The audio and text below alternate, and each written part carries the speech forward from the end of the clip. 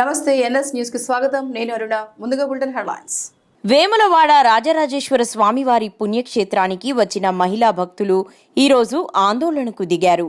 బస్టాండ్లో ఆర్టీసీ ఉచిత బస్సులు అందుబాటులో లేకపోవడంతో నిరసన చేపట్టారు. సాయంత్రం 4 గంటల నుంచి 7 గంటల వరకు చూసినా ఉచిత బస్సులు అందుబాటులో లేవని వారు మండిపడుతున్నారు. టెంపుల్ సిటీకి బస్సులు పెంచాలని మహిళలు కోరుతున్నారు.